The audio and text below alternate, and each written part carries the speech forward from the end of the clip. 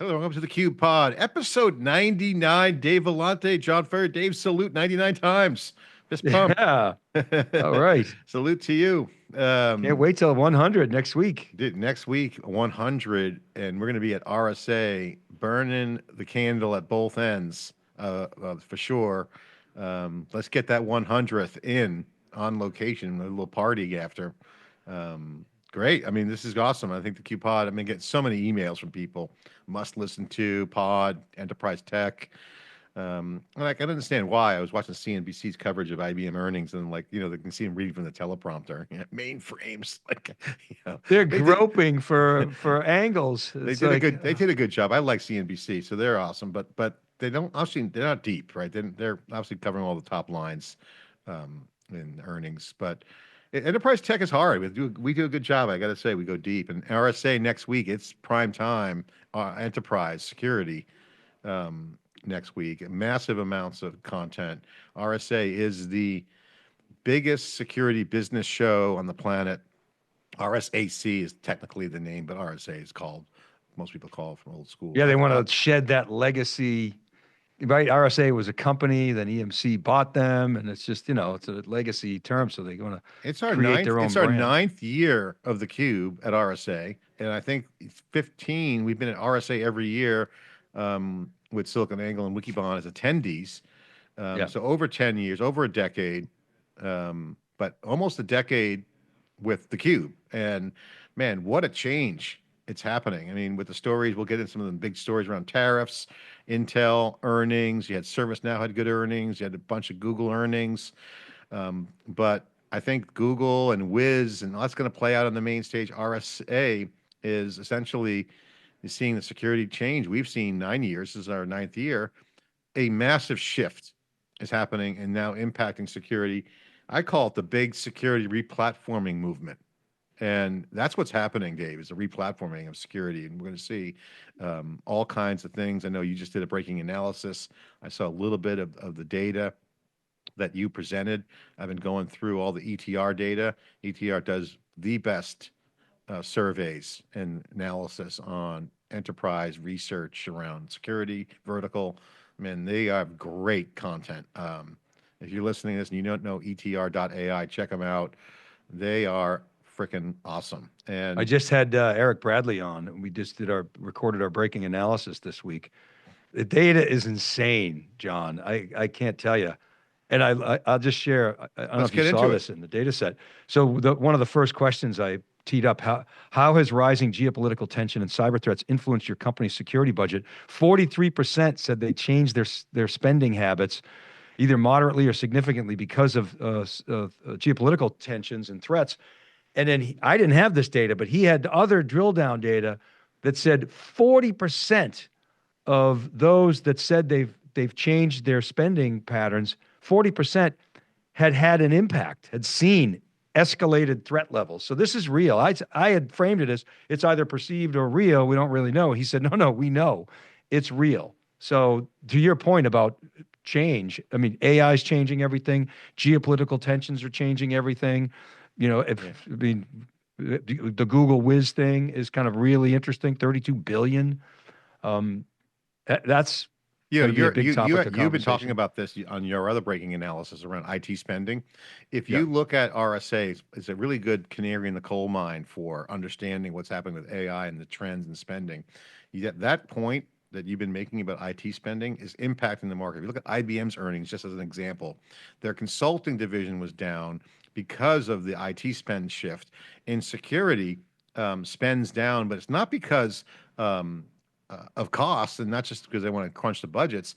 The complexity is driving the consolidation, right? So the spend is not so much let's cut our budgets, it's let's cut the vendors, right? So in Yeah. security, specifically RSA next week, the story, in my opinion, based upon the data coming out of ETR and what I'm hearing on the Cube at the NYSE and here in Palo Alto and asking around and all the CISOs, the complexity is the problem, right? And so, Yep. complexity, not the cost, are driving the vendor consolidation. And that is why this year will be the replatforming era is beginning. When I say replatforming, I don't mean just vendor consolidation. You're already seeing the AI stacks come out. AI infrastructure is under massive transformation and a revolution, systems revolution. The cloud native world is blowing up big time in the sense that it's expanding its relevance around Kubernetes, right? Kubernetes is becoming very mission critical around setting up these new data layers that are emerging fast. And then all the model level innovation at the top of the stack is going to change the application space. So every theater in tech and the stack is changing radically, and this replatforming is going to be happening there. And you had content, I think 2 weeks ago on the pod that said from Palo Alto that they're reshifting everything. Now, Yeah. I think that's a reality of the market, but the Wiz acquisition you mentioned, Wiz was kind of horizontal across all the clouds. Now they're just in one. Google, when this deal gets done, if it gets done, question, if that happens, Palo Alto will run back to AWS, in my opinion. So again, massive You tectonic think? Oh, plates. that's interesting because if you want to trigger Palo Alto, ask them what's going to happen when Google acquires Wiz, because Palo Alto runs on BigQuery. You asked them, you and I both Yeah, asked yeah, Palo Alto yeah. that question at Google Next, and the party line, again, this is the party line. We did $1.5 billion in revenue in the marketplace, and we see this as an opportunity. They will arbitrage the transition because it's not going to take Wiz, it's going to take them a long time to kind of transition their base. But I think Palo Alto will arbitrage on the Google Cloud side because Google's in the innovator's dilemma. Do they become an ecosystem or they pick players that are in-house? So that's an Well, issue. they better do the former. I remember, you remember OG Cube 2010 in the South Lobby of Moscone, Tom Georgens. And then we were poking the bears about, VMware because EMC owns them. And Tom Georgens made a statement, and I use it all the time. I try to apply it to thinking. He said, there's no way that VMware is going to sub-optimize its relationship with the ecosystem in order to optimize EMC. Now, I would say it maybe wasn't that cut and dry because very clearly EMC had its, hand on the wheel of VMware. But generally speaking, they played, nice with the ecosystem. And I think the same thing is true with Google. They better, to your point, optimize for the ecosystem and not try to optimize for, Wiz or Mandiant at the expense of Palo Alto. I think that would be a big mistake. Do you agree? Yeah, I mean, because also the other quote from that OG Cube was the president of VMware Todd Nielsen. Todd Nielsen said, for every dollar VMware books in business, it throws off $5 of No, ecosystem more. No, it revenue. was 15, he said. 15%. Yeah, yeah, Yeah, massive number. $15, 1 to 15. I mean, boom, you're right on, John. Yep, that's And so channels and channels of distribution, in this case, ecosystem is a channel for VMware and now for Google and Amazon. We see that. If you look at the channel and the ecosystem partners, and let's look back to RSA and AWS and Google all have the same issue. The role of the integrator partner is becoming more prevalent. And in the ETR data, I was poking really deep. They actually had some data that shows that companies are actually up from 0 in 2024, increasing their ecosystem reliance to partners. Okay, that means that the low code, no code engineering side of the partnerships, like a persistent systems, like Deloitte, are actually working. Okay, that means the cloud ecosystems and all these ecosystems are going to have partners that are doing engineering work. And you're seeing that also in VMware, Dave. So again, everything's changing. The partner relationships are changing, and all because of AI. And the final point I want to make on RSA next week that you're going to see is going to be part of my observation data I'm going to be extracting, is that if you look at the partners and what they're doing, and they're going to be a key role. If you look at specifically security, okay, the money coming out of the market is going to be coming from the data. And if you look at AI, and everyone's going to be squinting, is AI hype? Yes, the hype cycle is massive. It's hype, beyond all recognition. It's hyped up, but practical AI is working. When I mean practical AI, security in the survey from ETR says that the AI adoption around automation is up. Okay. The intent to do AI is 50%. See, it's important, but not doing anything. But there's a pocket of innovation where people are applying agents yeah. in areas that are moving into production.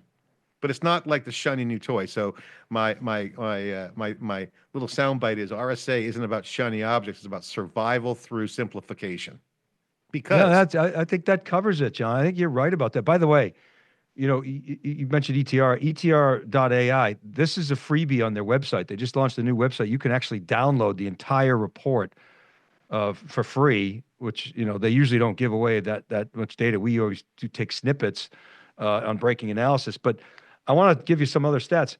I use this whole shift left. The idea being we're securing at the point of development, the coding. I use that. I said cyber budgets are shifting right, and so what's happened is, to your point, cyber's not immune from these macro headwinds, but what we see is that a larger percentage of companies, much smaller percentage of companies, are increasing budgets by 10%, 15% or more. A much higher percentage are increasing them single digits or flat. But to the other point, I pulled the chart up. I compared the NASDAQ to the bug ETF, which is a cyber ETF. Cyber might be even a better one to compare, but I use the bug. And then pulled Palo Alto, CrowdStrike, and Zscaler. All of those firms are way outperforming the NASDAQ. CrowdStrike kicking ass, even though they're bouncing back from the July 19th. They grew 21% year to date stock.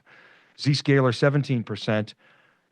The bug ETF 2%. Palo Alto's down like 2 or 3% year to date, but the NASDAQ was down as of this morning at 11 a.m., down 11%. So the point is, cyber's not immune, but it's performing better, and it's at higher multiples, certainly higher revenue multiples than like SaaS. And so it's still a gift business that keeps on giving. Yeah. And then the other thing I'll share with you, last year, the big story was all the vendors talk about, platform consolidation. Nikesh Arora declared end of best of breed. We're starting to see some evidence, not so much of consolidation, there's small evidence of that, but we're definitely seeing evidence of the pace of increase of tools creep slowing. So whereas 50% of the customers last year said they're increasing the number of vendors in their stack, that's down 11 points. And so you're starting to see some evidence that all this stuff of platformization that Nikesh talks about, and certainly CrowdStrike plays that game, Jay Chaudhry at Zscaler as well, we're starting to see some evidence, back to your point, about simplification. It's becoming kind of a mandate. The big security replatforming was happening. I have a top 10. First one was the shiny objects and simplification. Second one is cloud security isn't slowing down. It's evolving into super cloud security, aka multi-cloud. CISOs are, that's number 2. Number 3, AI hype is high, but agents are where the action is. And that's going to be a story. Will be interesting to see what people say about this, but I'm going to take the position that you're going to have a lot of AI hype, oh yeah, the nirvana of AI intelligence, blah, blah, blah, is going to be hyped. But the reality is agents is where the action is. Number 4, complexity, not cost, is the driver behind actual vendor consolidation. The data clearly shows that. Number 5, security priorities are shifting from identity and endpoint to exposure, posture, and automation. Number 8, social engineering is the breach vector everybody's afraid of. Clearly in the data, that's happening. Passwordless is no longer hype, it's happening. You're seeing a big push, it's bearing fruit. MFA is accelerating fast, and soon passwordless will be the standard. And number 8, you're going to like this one. Zscaler won't like it. Zero trust is everywhere in theory, but incomplete in practice. Mainly because not all the tools have zero trust. So again, that's going to actually, Zscaler will like that actually, because it helps them. Yeah, I think you're right. I think zero trust is a framework. And I think the knock on zero trust is it's not a product. The knock on zero trust is hard to operationalize. It's hard to implement. And so, because it's people and process. It's not just tools. I think they will like that one. But again, it just shows that zero trust has to be everywhere, and it's not. Okay, that comes back down and feeds my number 9. CISOs aren't shopping for new tools, they're replatforming.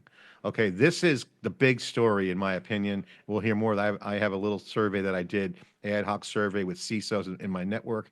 I'll share that later. And number 10, finally, Watch the MSSPs, which is the managed security service providers. They will be the bellwether of what's next. Okay, so you're going to start to see managed services be the tell sign of where things go because of multi-cloud, because of super cloud, because of the complexity, because of the vendor consolidation. You're going to see that really kind of be an indicator. Now, on the fourth one I mentioned about complexity and cost and the vendor consolidation, because that's a big theme of mine this week, because it affects replatformization, things I just mentioned. I went out on my network and from the NYSE Wired and our CUBE network, Dave, and I asked 10 CISOs that I know, okay, about this cost complexity thing, okay, and agents. Are agents real? Where's the hype? They all said, 7 out of 10 said this, okay, they're building plans for agent-based automation now. AI is still in POC purgatory. I led the witnesses on that one because I actually said POC purgatory. So 7 out of 10 are building plans for automation right now. Okay, that's actual real work. Why? Because security people are hardcore, practical people. They don't want the hype. They want applications in market. And then they all admitted pretty much, yeah, we're looking at AI, but it's stuck in POC purgatory where it belongs because it's not ready to match the resilience bar that we have. I thought that was so right on, because if you think about the logic on that, AI is great, but it's got security problems. But let's automate what we can and knock that down. That's what we used to call in the theCUBE, hitting a single. Get on base, get some wins under your belt. So that's my top 10, Dave. And I think, all points to replatformization is actually happening. This is the era of replatformization. It's the big replatformization of security. And it makes sense. If you look at all the stuff we've been covering for the NVIDIA, Broadcom, Dell, AI factories, what's going on in cloud native at KubeCon. In 2 weeks, I'll be at Nutanix Next. You can hear some modernization around storage. Oh my God, it's all happening. So what does your data tell you? Am I crazy? Well, I'll tell you, no, you're not crazy. It's always security, right? Remember we did SuperCloud. We said the one thing that could, hurt SuperCloud, adoption is security. And clearly, when you look at what people are spending on and what their priorities are, it's cloud and multi-cloud, or 1 and 2, and then LLMs and AI is right behind it. Yeah. I'm watching. It's interesting. Is security the do-over? You said is it or isn't it? We'll see. Does AI make security practices today? Does it render them ineffective? People like Nir Zook say absolutely. He's coming on theCUBE. We're going to push him on that and ask him to sort of dig deep on it. And his premise is that humans can no longer handle the 1%, because that 1% is just such a huge volume now. 1% of attacks is such a now huge volume. It's just the whole volume of attacks has gone up through the roof. This agent thing, I mean, to me, anytime you talk about agentic, I come back to data. Like, what data capabilities do you have? It was interesting. I don't know if you saw John Olczyk's note to me. He said, his folks say, look, at the end of the day, developers will find the data. And then he said, well, the question is whether it's the right data. And I would argue that in order for agentic to work, you've got to have the right data. Otherwise, you've got rogue agents doing things that aren't governed or doing the wrong things, doing the wrong things really well. And then, platformization is going to be a huge topic here. I'm sure all the competitors to Palo Alto hate that term, but it's a great term. So it is, best of breed. Is it really dead? I don't think so, but we seem to be signs of cracks in the best of breed armor. And I want to dig into this Wiz acquisition. Like, what does that mean for M&A? What does that signal? What does it mean for Google? About that ecosystem conversation. Yeah. And then this geopolitical thing. I mean, this is real. And it's so uncertain. Look, chaos means cash for cyber criminals. Yeah. And the more uncertainty there is, the better it is for them. Now, it can also mean cash for the vendors, but that can come back to bite you, like it did SolarWinds. Oh, Yeah, I mean, well, just to close out RSA, I don't think I've ever been to an RSA where there's been like 10 major themes that are popping. You mentioned a bunch of them. The LLMs and the Gen AI stuff is definitely a growing concern that increases the vectors of breaches. Social engineering is one of the big ones that jumps out of all the conversations and the data itself from ETR. I mean, social engineering is the number one concern. But cloud security is still king, Dave, and multi-cloud specifically is infrastructure issue, right? So that's why I think security is very practical. Okay, agents over AI, practical wins there. The security stack is consolidating, and Gen AI concerns are there. Those are the top four kind of buckets I'm going to be putting content into. But the Wiz thing kind of hits on that cloud security play. Let's talk about Wiz. If you're Wiz, if you think about Wiz, they've been driving a truck at the installed base of Palo Alto. That's the comment yep. from our research analysts on our team. We had a meeting about that, and John Olsek pointed that out. Not wrong at all. So, okay, we just heard them at Google Next. I think they're going to run. If I'm Palo Alto, again, I'm probably going to get hate mail for saying this, but if I'm Palo Alto Networks, I'm running back to AWS and saying, hey, what do you think? What's your alternative to Wiz? And what's the transition, Dave, to Wiz's business model, which has been lucrative on Amazon Web Services? So you're Wiz, you're like, okay, we're all rich now. We're now with Google. Okay. And the top guy at Google just left to go to Mandiant's new VC firm, Ballistic. I don't know if you saw that one. Um, that's unbelievable. So, I you I have a don't whole know. the old school security guys. So again, all weird stuff. But if I'm Palo Alto, I'm replatforming. I love that mission there, but I'd go back to AWS. So so here's the thing. So interesting take. I'd be surprised, but I've certainly been talking to AWS. Here's the thing. It's funny. When we were looking at the ETR data last night, you said, where's AWS?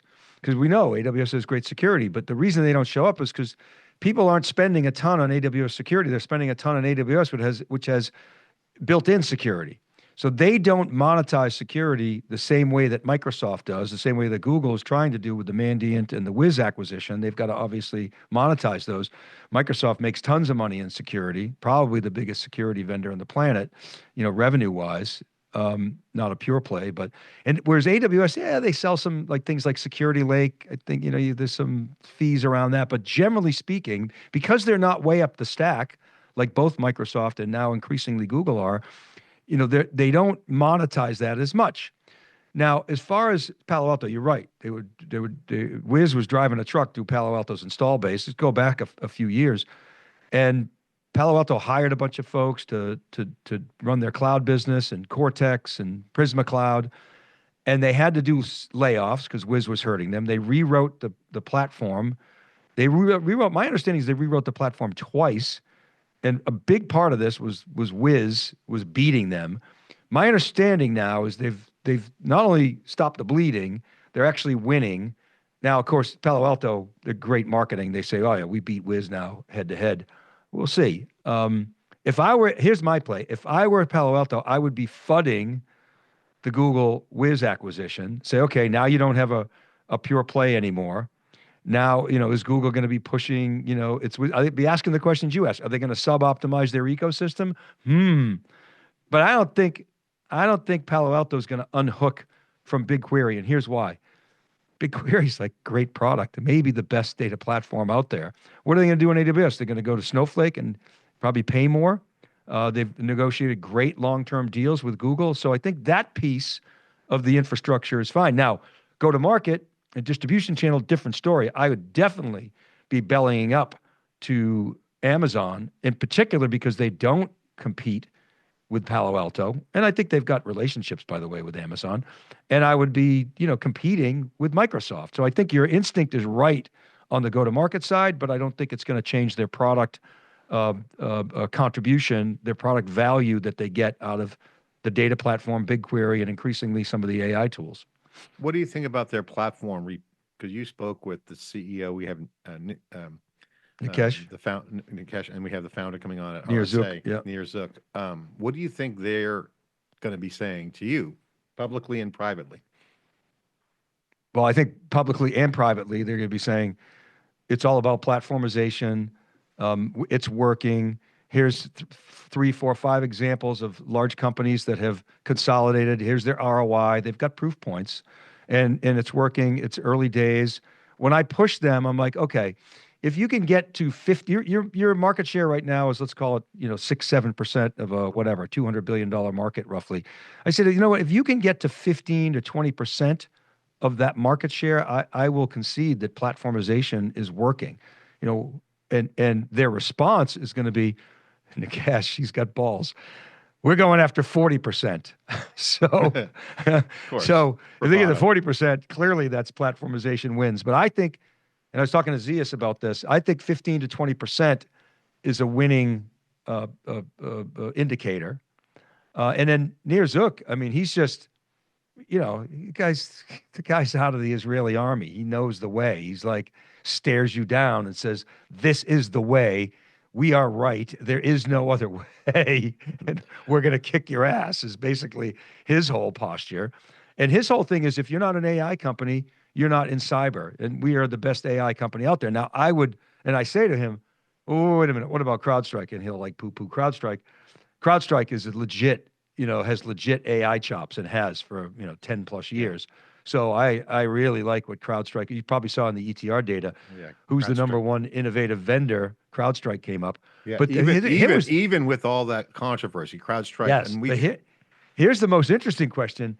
They asked, if you had to redo your security stack hypothetically tomorrow, which vendor or product would you want to build on? The number one choice was features. Okay, fine. And by the way, one of the features was the God platform, the Grail platform. But number two, which was the number one vendor, was Microsoft. That's shocking to me. Yeah. I mean, I find that Palo Alto definitely. I would rank it CrowdStrike number one, Palo Alto number two, in terms of looking at the data and also in the market. Because they were really early on platformization, they're not Johnny come lately on this thing. So they're not jumping on the bandwagon. But I think this whole I'm not buying tools, I'm replatforming is legit. And what's that going to mean for the average enterprise? Slow roll. They're going to slow roll this. So the question is, what are they afraid of? The slow roll disruption, faster transformation, or threats? Well, So, that's we'll a great see, and point. that's the trade-off. But that's a great point, because a lot of the tools they have, they're not necessarily depreciated assets, or they're into longer term agreements. So the CFO is not just gonna let them unhook those. They got to get the most value out of those. They made a business case, so they're not gonna, retreat from that. But to your point, there's new threats, and if you dig into the survey data, it shows that people are going to continue to buy these shiny new toys because best of breed, not yet anyway, ain't dead. Well, I'll tell you right now, the acquisition side's happening. So Datadog, we wrote a story. They bought Metaplane to improve data quality for AI applications. But you're seeing these AI tool companies still getting massive funding rounds. So again, this brings up the question of, okay, in security, maybe there's some consolidation for platforms, but in AI specifically, you're starting to see these tools become platforms, right? So that's kind of the trajectory we see on the entrepreneurship side, which is it's hard to kind of bake out a platform from scratch if you're a startup. You usually come in on a narrow seam, like a tool, and then sequence to a platform. That usually is the strategy for a lot of these companies. With AI, what's coming clear from our AI summit we just did in Palo Alto with Simon Chan's community, which is having an event on May 5th, the AI Agent Conference, agents are ripe for tools, but not security. Right. So it's interesting. So I think you're going to see more funding rounds. Again, this creates more hype fog, I call it. Basically, people are trying to squint through the hype, and it's like walking into a dense fog, right? I don't understand. All this funding rounds are happening, but then and you got M&A activity. So that's clearly going to continue. So we'll do our best to squint through that. We have a good read on it. Security is very specific, like regulated industries. It's got to have the data. Operations drive success. Workflows are everything, and outcome is critical. In the case of security, there's no pressing imperative than a breach, right? So they're very outcome focused. So you're starting to also see, Dave, and I'd love to get your thoughts when mapping this to the geopolitical landscape, is that a lot of the AI conversations have a lot of security terminology. I had interviews around these agent platforms with data, and they're talking about red teaming and blue teaming and purple. You know, the combination of both red and blue. So you're starting to see agents take on that similar vibe. No, no pun intended on the vibe coding trend, but you're starting to see like people thinking like security people in data, right? So again, we always said security is a data problem. So I find that very interesting. What's your take on that? I Yeah. mean, do You you see know, the same thing? reminds me, John, of something you talk about all the time is wartime consigliere. You talk about, Jassy bringing in, you know, a wartime consigliere for Matt Garman. CEO, Matt Garman. Um, and I think it reminds me of like wartime and peacetime security. Peacetime being, uh, posture management and getting your house in order and good controls. With wartime being responding in real time because you got minutes to respond. And I think that kind of analogy applies here. And you're hearing that type of language, to your point, brought into the discussion. Um, and so, By and the I don't way, know one bright spot I forgot to mention is Chain Guard, an event we covered, and we know well if because this did a raise, right? Dustin Kirkland, CUBE contributor, went there to run engineering. Just raised 356 million at a 3.5 billion-dollar valuation. So the CUBE covered their Nice. event. They're doing amazing. They play on the dev and security side, and are doing have an amazing team there. So shout out to Chain Guard. Um, yeah, and the rich get richer, Dave. You know, like we always said from day one, the big clouds is a market where everybody's winning, and Google, even Meta. I mean, Well, but and the, if they get their if they get neutered yeah, by the the irony, government, exactly. The government's trying to knock them down. I mean, Google had unbelievable earnings. People were so worried about the margins. And in Google Cloud, they never really give Google Cloud platform numbers, but you know me, I track this stuff. I got Google Cloud. Well, Google Cloud, they reported, grew at 28%. And I think they said it was 12 billion and change. I have Google Cloud Platform growing significantly faster than that. I've got them growing at 33%. So 5 points faster than Google Cloud overall. And I got them at just over 6 billion, about 6.1 billion. I think they're going to do GCP will be half of that. And then Google Cloud margins ticked up to 17.8% this year, still well behind the operating margins of AWS and Microsoft Azure. But Google Cloud's starting to make some progress, and advertising was good. Um, so kind of interesting. And then you got the government trying to break them up, trying to take out the Chrome browser, and questioning it, splitting up Google. And it's just to me, we talked about this. I don't need to rat hole on it, but I shake my head because here we are on the one hand trying to fight China. On the other hand, we're taking our strongest companies and trying to break them apart because there's not enough competition. I mean, the tech is such a competitive environment. You got Amazon, Google, and Microsoft bashing each other's brains out. You got a race to the bottom for infrastructure cost. You now got Dell, HPE, throw in Lenovo, Pure, Vast. You got all these competitors now in infrastructure, Hammerspace, Weka, TDN. These guys are like moving fast, driving prices down. You got this incredibly competitive semiconductor market with these guys bashing their brains out.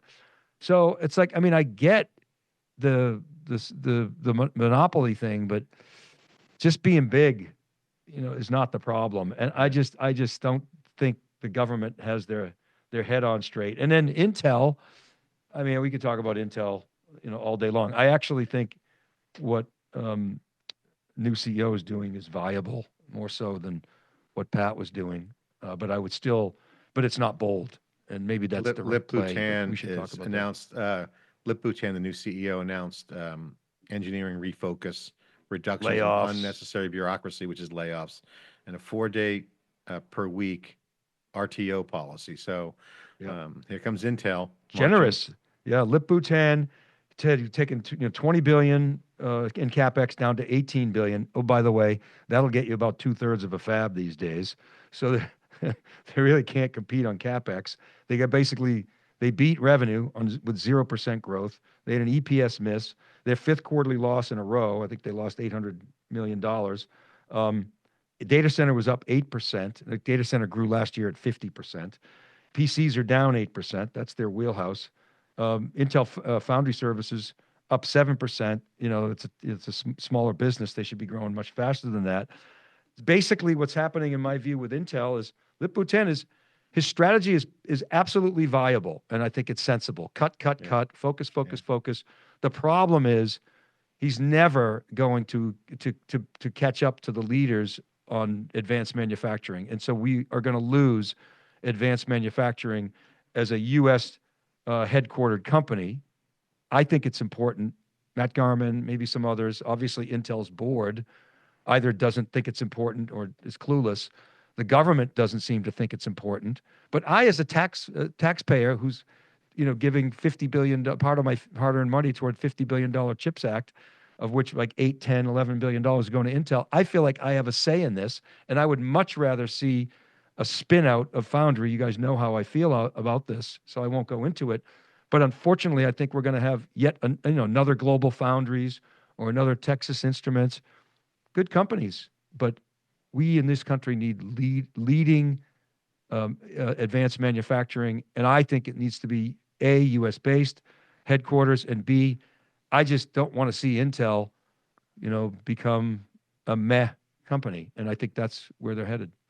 So, breaking news on Financial Times today: Apple plans to move all iPhones assembled and sold in the United States, all the assembly of all iPhones sold in the United States, about 60 million iPhones per year to India by the end of 2026 in response to Trump's trade war. So one, that's awesome for India. So year and a half to do that, right? That's pretty impressive. Tim Cook's the man to make that happen. Obviously, he's the guru of supply chain. By the way, just a quick aside, you always give me grief for my dead trees. Now I saw that on the online version of FT this morning. It's not in the dead tree, but what is in the dead tree is our good friend Teresa Carlson. I'm flipping through, and I see the FT Weekend Festival. Experience the FT paper spring to life with sessions, including blah, blah, blah, with Teresa Carlson, head of public policy at Y Combinator, our good friend. So that's a new role for her. Y Combinator, I mean, nice for her. Awesome. So book now, ft.com. Good. That's yesterday's news, Dave. Yeah, but you know, that's sometimes you get these little nuggets and tidbits in the dead tree. I mean, it's okay if you're not real time. You can read yesterday's news and get up to speed both from yesterday. I do both. Yeah, I do both. Good to know what happened yesterday. I love the dead tree comment. That's so good. Episode 99. We haven't had a dead tree on theCUBE in a while, Dave. That's good to see you got it out of camera range, so I don't get triggered. I got my stack. I got my Wall Street Journal stack here. Come on. Old school, baby. Old school. Sit there, have a cup of coffee. Stand up at my stand-up desk. I flip the pages, drink my tea. Yeah. But I read the online as well. I mean, it's just, I get a different experience online. I get different data out of each. I don't know. Deep dive. When I was hanging out with John Mack from the Postcards to Humanity project, I was so excited by that project. But one of the things he's hardcore about, which I didn't realize until after I did it, was he makes you write the postcard with your hands, put a pen and pencil in your hand. And it's much different experience when you're actually writing a letter to the future than saying it or typing it on an app, because you actually have to move your fingers. So it just activates a different part of your brain. So I found that to be fascinating. You did it? Did you do it? And slower. Did you do it? Of course I did. Absolutely. I haven't finished mine yet. I started it, and I write like a caveman, so it's kind of embarrassing. But you have to give a lot of thought to this. The whole idea being, what is humanity, and what does humanity look like in this digital era? And he's trying to preserve humanity, so that years later, when people read these things, and you start to think about your childhood, and it's a pretty awesome project. It's notes to humanity, right? So on Teresa Carlson, read that title again, because her LinkedIn still says General Catalyst. Says here, Teresa Carlson, head of public policy at Y Combinator. Hmm. Yeah, that was That's news to me too. Yesterday's news is today's news on the CUBE Yeah, pod. there Way to you go. go. Breaking the news. Time Magazine tanked the market this morning. Did you see that No. in an interview with Trump? Yeah, the market with the futures were up in the morning, and then Time Magazine released a story that Trump said, "I don't care if it's 50% tariffs or some such statement," tanked the market. When that came out, Time Magazine, owned by Marc Benioff, by the way, which I should mention, we had an epic interview with him. But we saw a very strong Friday close. Dow's up 20, S&P up 40, Nasdaq up over 200, which is awesome to see a Friday close like this. Finally, yeah, John, epic interview conversation with Marc Benioff. Take us through the Benioff interview. So it came about because George and I, and credit to George, he's done such great work on this, have gone deep into the data platforms and agentic, and he has really done a lot of work around Salesforce. And he brought to my attention, he goes, Dave, you got to pay attention to this. They've got the business logic, the process logic, the metadata, all the application logic. They've harmonized that with their data cloud, and they've got this agent control orchestration capability. They're far ahead of most companies. So we started digging into it. We brought in their engineering team on our episodes, and we dug deep, and they passed the test. A lot of people are sort of poo-pooing their agentic strategy, but they're doing the hard work. So at any rate, we published a breaking analysis on this. We've done several, as you know. Benioff saw it. He retweeted it. And then he listened to the other interviews we did. He goes, wow, these guys are actually doing some good work. So he agreed to come on George's pod that I led. George asked me to lead it. He said, Dave, it can't be a breaking analysis. This is my deal. I said, fine. You made this happen. So and you took over the interview. No, I didn't. He said his handler said we could have him for a half hour. We got him for 50 minutes. He came on a little bit late, had some trouble setting up, our Zoom. And then we went about 50, almost an hour with him. And it was amazing. He started talking about his talking points, which is fine. I'll be the last generation of CEOs to manage only human workers. We asked him what that means, blah, blah, blah. And then we just got into it. I mean, as you pointed out, Benioff, he's technical. He can go deep. But we talked about the integration of apps and data cloud. We talked about agent force. We talked about, how he thinks about the ecosystem. We threw out the concept that they could potentially become the fourth hyperscaler, but software only. He was like, I don't want anything to do with hardware. I've been there, I've done that. We talked about co-opetition. To my mind, he's very clearly putting a big bear hug around data platforms like Snowflake and Databricks, saying, hey guys, we're all friends. But I think they have an opportunity to suck in a lot of federated data, a lot of data and federate it. We talked a lot about that. We talked about value and enterprise software shifting. We couldn't get him. The pricing thing was hard. Like, is it going to be, seat-based? We don't think so. Is it going to be consumption-based? I don't think so. Probably going to have to be value-based pricing. We talked about that. It just went. We just released this, I think, moments ago on the siliconangle.com YouTube. youtube.com/siliconangle. And he was awesome. I cannot wait to go back and re-listen. And I've known Benioff for a long time, and he's a huge fan of Apple and the App Store. So I really liked the segment and the exchange you guys had around him. Did you hear that? The agent exchange. Did you hear about how he gifted the appstore.com to Jobs? Did you hear that? Explain that. Yeah. So he recalled gifting appstore.com. So Benioff was like you. When you were at Real Names, you learned the importance of domain names. And Benioff was the same way. Like during the .com, he would just scoop up domain names. If anybody doesn't know this, John Furrier, how many domain names do you own? Oh, I'm a whale. I have tons. You're a hoarder of domain names, right? So was Benioff, and he. By the way, I've made my money back. Well, we've made our money back. It's been company investment. I don't I've criticize it. I sold a think it's few of them. I've awesome. sold a few of them, and it's already paid for the overall inventory. No, I think it's amazing. And he was the same way. So he grabbed the appstore.com because he wanted to be an app exchange. So he's like appstore.com. And so they changed it to App Exchange. And so he's in Cupertino one day. Jobs called him in to give him some advice. And he said, Steve, I thank you. I got a gift for you. I'm going to give you appstore.com. Gave it to him. So pretty amazing story. Because this agent exchange is a genius, because what he's thinking there, and something that I've been thinking a lot about, is that ultimately in the sales vertical, which is basically sales enablement, and he even said, he made a joke on CNBC about Elon Musk saying, "Why are you called Salesforce for all these other things?" He said, "Oh, we'll call it Agent Force." He actually maybe hinted that he might rename the company Agent Force versus Salesforce. But if you think about the sales vertical and all the data that they got, they could be a reseller of models, not just AI services, but business-oriented AI services also means they could be a marketplace app store for AI models. So if I'm like a small business, or I'm a sales team, I'm a salesperson, I'm doing marketing, I got a marketing cloud, I'm using their data cloud, I could essentially say, buy a compensation model. I'm making that up, but like these are the kinds of things I would see, like plugins.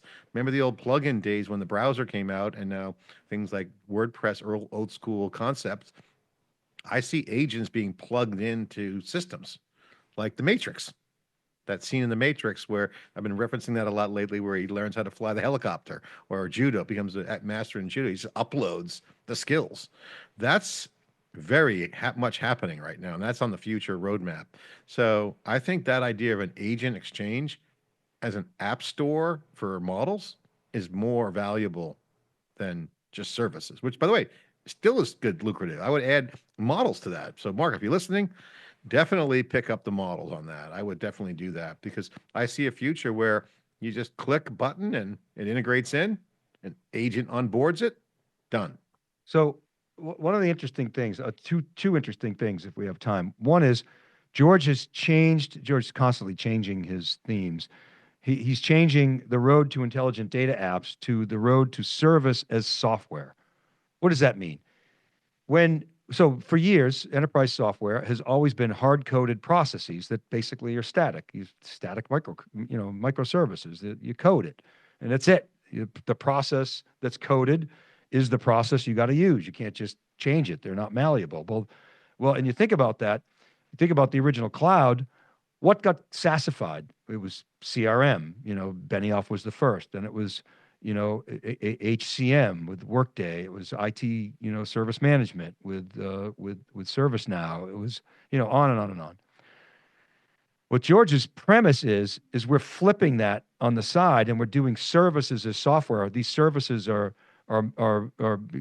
malleable. You can create them essentially on the fly. So we asked Benioff, what sort of services should we envision that customers and partners are going to be able to subscribe to going forward? He said, well, when you look at this enterprise software industry, Salesforce this year are going to do about $41 billion in revenue. So how big is the total enterprise software industry? I don't know, probably about $500 billion. I don't know the exact TAM numbers, but I can tell you that the digital labor market is probably going to be somewhere between 3 and 12 trillion.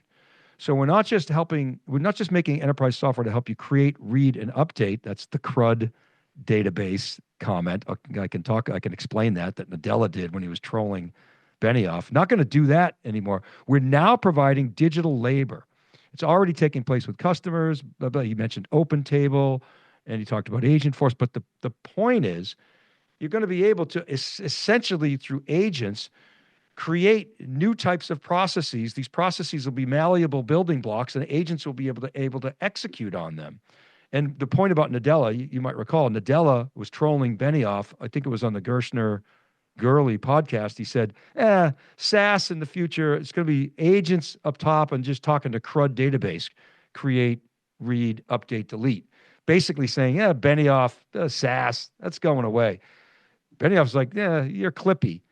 And in our interview, he did say, don't conflate my marketing, and I'm good at it, with, what's happening actually in the market. So there was really some insightful stuff there. And then the last thing I'll share with our audience is, and this was epic OG Cube again, John Furrier. We're at Oracle Open World inside of a little QLogic booth, like a 10 by 10 booth. Marc Benioff has the keynote on Wednesday, a great day to have it Wednesday morning. Larry moves the keynote just to bust balls to Thursday. After the big party, it's the getaway day. Benioff, being the baller that he is, says, NFW, I'm going to rent out the St. Regis across the street, makes all these flyers, and he posts them around San Francisco saying, Salesforce, too innovative for Oracle Open World. Come see my talk. So John Furrier did, elbows his way in right to the front row, right next to the New York Times journalist. After the talk, the quote unquote unkeynote, Furrier takes his laptop. We got on Skype and Wi-Fi, flips it around and says, "Hey, Marc, John Furrier from theCUBE." It starts interviewing Marc Benioff. It was a great interview. Like, hey, because Facebook was his reference account. You think Facebook runs on Exadata? And Marc was like, it was so good. So I brought that up. I showed little screenshots. He goes, "Oh, I thought you guys forgot about that." I was like, no way. So that was, again, epic OG Cube, courtesy of John Furrier. That was, I remember that. They had picketers out there. It was like before they had TaskRabbit. They were actually employees and people. So that was fun. And we were live streaming on Justin TV, which became Twitch. Early days. Great stuff. Well, Dave, episode 99 is in the books. A lot of good stuff happening. Our event windows are going to be opening up big time. This next month is going to be brutal, starting with RSA next week and then all through the next 5 weeks. And then we got a special AWS presentation, digital event. I'm going to Seattle to meet Matt Garman, all the top executives. We're going to have 11 interviews at AWS, and then come back to Palo Alto and stream that on June 18th or 19th as a digital event. And we're going to open it up to the ecosystem as well. So we're going to do a digital kind of halftime report between reInvent. And then in July, we're going to be in New York City for the AWS New York City Summit, and we're going to have a Cloud Native Media Week at the NYSE at the CUBE studios there. So everyone's going to be in town in New York the week of July, that second week of July. So amazing summer. We have summits coming in from the analyst team. We're going to have a lot more digital events with Brian Bauman, the NYSE Wired. We're going to have a reception at the Rosewood in June, another one. First year anniversary of partnering with Brian Bauman, who's the founder of NYSE Wired, and our partnership with them. So we're going to start to see a lot. Did you hear about the Louvre? The Louvre, we're going to have it. Did you hear about that? Of course, I approved it. He tell you about it. The Louvre in July? The RAISE Summit in Paris in July, the week before the New York event. So a lot more financial investor. There's a whole investor relations connection going on with us because we hit PR, AR, and IR in these companies. They all subscribe to our services. IR, investor relations, is becoming much more PR now. So it's just a massive shift. We can do a whole segment on this in the next pod, the 100th episode on the marketplace. But the open source content philosophy of theCUBE is winning in the sense of people love it and they're sharing it. It's having real impact to businesses, high quality leaders on camera, sharing their story and their knowledge is really driving a new kind of community layer of impact. So I am so excited merging the tech audience that we have with the NYSE and bringing both tech and money together, which is investors, private investors. The private market's hot, Dave. The IPO window's closed right now. Yes, maybe some people sneak out, but it's a huge active private market. Still Series A's. Rob Hope's reporting on his newsletter. Massive new funding rounds, a lot of M&A activity. So it is just busting out with action. And again, the tech trends aside, the business side is booming. I know, and you see that in New York. I just want to call up. So next week, we're at RSAC Conference. It's called RSAC now. We're in Moscone West, on the left-hand side at the end of Media Row. Definitely come see us. We have a CEO series. We have CISO series. We have technologists. We have other analysts coming on. So definitely stop by and see us. We still got a couple of open spaces. So friends of the CUBE Collective folks, please stop by. We also, on Monday evening, have an event at at Lamar, which is on the Embarcadero. So, check that out with Open Policy, Anishin, theCUBE, and NYSE. We're going to have theCUBE after dark. That's going to be great. We did this last year with, Amit from Open Policy, Brian She's Bauman. awesome. She is awesome. And so, if you're interested, let us know about that. Stop by theCUBE for sure. It's going to be awesome. RSAC is an Yeah. amazing show. Yeah. So, We didn't even get into the IBM earnings. I mean, I we forgot know. to talk about IBM earnings. Well, just real quick. I mean, I thought they were pretty good. I thought they were really good, but people were concerned about the software growth. It was a little bit lower than they had hoped, but cash flow was great. We know the Z cycle is going to kick in. First quarter is always the worst for IBM. I am not the least bit worried about them. I think there was some concerns over Doge. ServiceNow, another one, it was an awesome quarter, Yeah. like great quarter. Everybody's concerned about ServiceNow Yeah. and Doge hurting them because that government report came out because, supposedly there were all these orphaned licenses. I think people might have realized, hey, actually, if we bring in ServiceNow, we could actually save money. It'll help with Doge. Yeah, I think I would buy IBM if I was going to be a stock advisor, and I'm not, so don't take my advice. But here's why. Here's the rundown for me. I think everyone missed the true story. Consulting is hit by the spending, which you documented on the IT spending, and also some cyber. But that consolidation is going to rebound and boomerang up, because there's going to be a lot more consulting as you start to see consulting be not just services, it's going to be engineering services. So I think a lot of platform leverage there for IBM. The mainframe tsunami based on the new Z launch, I guarantee you people were waiting. No one's going to drop the millions of dollars from mainframe knowing the next version is going to be step function better. And three, they're kind of immune to the tariffs because their mainframe and their systems are not dense. They have their own supply chain. They control it well. They have good management on the supply chain, and they have their own compilers and software and chips. And software is going to boom in the tariff kind of freeze we're in now on the chip side. Software will accelerate. This transition time for people's readiness will come in software innovation, like getting ServiceNow, optimizing these key areas. So I think AI readiness will explode in value on the software side as people start figuring out which hardware they want to use. And certainly the mainframe sales for IBM is going to go through the roof. So, I would see next quarter popping up. Mainframe starts to come in, those horses come in for them. Those are massive upgrades. If you look at the numbers, follow my analysis, Dave's write up, you'll see specifically why the new Z will be a major improvement. So I'm expecting a flock of people going to that. And with Yeah. Red Hat, they're going to get net new customers. So they're going to get the upgrade cycle and net new customers. So it's kind of a supercomputer hiding in plain sight. And, they probably don't want me saying NVIDIA, but it kind of would scare me if I'm at NVIDIA because it kind of looks like an AI factory. So, me on this radical idea, I'll say this, John. You're bringing up a really good point. The Z with the custom silicon and its integrated package actually has an on-prem alternative to the only the leader out there, which is NVIDIA. But if you're a big bank and you're running all these transactions that are powering the world's transactions, you can bring AI right in, and you don't need NVIDIA GPUs. It's not a giant market, but if you're the dominant player and the only player in there, which essentially IBM is, it's a great business and it's durable. With Red Hat, your one-click migration to the mainframe. That to me is a supercomputer, right? So it's not about mainframe COBOL software. It's about what does the hardware actually run on it. And I think, and I haven't figured this out yet. Maybe I'm going to get a little email on this by making this comment, but maybe I think the IBM people don't know they're sitting on the goose that laid the golden egg. So they might be sitting on a gold mine here. So again, I'm throwing that out there as a haymaker, but I'm squinting through that. Yeah, they'll run the table on the mainframe, but this could be an NVIDIA killer.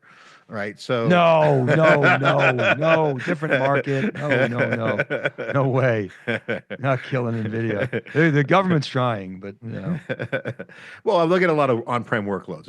Okay, we'll roll that hyperbole back. But in general, it's not your grandfather's mainframe. That's my point. The mainframe business, Dave, I worked at IBM back in the 80s. Mainframes was a very targeted market. The big banks, 70% of transactions run on mainframes. Okay, get that. Yeah, it runs the big iron, they call it. But the big iron is what NVIDIA is selling, right? So with the big massive supercomputer clusters or AI factories. That would classify as a big iron system in my mind. Yes, So you're okay, right. is there a little piece of the market that mainframe's going to get? I think yes. And with Red Hat specifically, I know it's not an IBM's talking points because they don't want to confuse the mainframe market. I think you might see people do weird shit with it that's going to be compelling. So like, I'm watching that very closely. We'll see what happens at Red Hat Summit this year. It's coming up very fast, so we'll see. Well, Dave, I want to say shout out to ETR because we started at the top. Close out by saying, check out siliconangle.com, thecube.net. You'll see all of our events there. And of course, the Cube research, the content coming out of the Cube research is compelling. It's awesome. And then ETR just has the best data. If you're going to RSA and you're not subscribing to that service, you're missing out big time. So see you at RSA. All right. See you out there, John. All right. Thanks for listening to the pod. Thanks, everybody. See you next time.